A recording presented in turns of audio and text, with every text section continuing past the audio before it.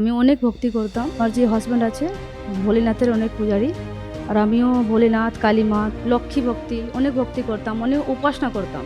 হিন্দু থাকলেই আমি মুসলিম ধর্মে আমি গুরুদ্বারা যেতাম। ফেসবুকে একটা ইন্টারভিউ দেখলাম সন্তরাম পালজি মহারাজ একটা শিষ্য, ওর ইন্টারভিউর নিচেতে একটা নম্বর ফ্ল্যাশ হচ্ছিল, ওই নম্বরটা দেখে কি জ্ঞান গঙ্গা বই ফ্রি পাওয়া যাবে।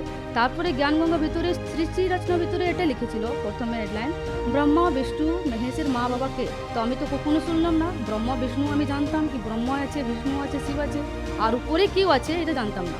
আর আমি ভাবছি না কি আমি কি করবো, যে আমি যে সাধনাটা করছিলাম শিবের পূজা, দুর্গার পূজা, কালী পূজা, হিন্দু ধর্মে থাকলে তারপরে আমি মুসলিম ধর্মে চলে গেলাম, সব কিছু করলাম, তখনও কেউ পণ্ডিত বললো না কি ওর উপরে কেউ আছে। আজকে সন্তরাম পালজি মহারাজ বলছে কি আর উপরে কেউ আছে। আজকে আমার পরমাত্মা সন্তরাম পালজি মহারাজ শুনে এসে সব কিছু লাভ দিয়েছে, অত লাভ কি আমি ঝোলিটা বলবো তো আমার ঝোলিটা ছোট হয়ে গেছে। সম্পূর্ণ ভিডিওটি দেখার জন্য ডেসক্রিপশন বক্সে দেওয়া লিংকে ক্লিক করুন।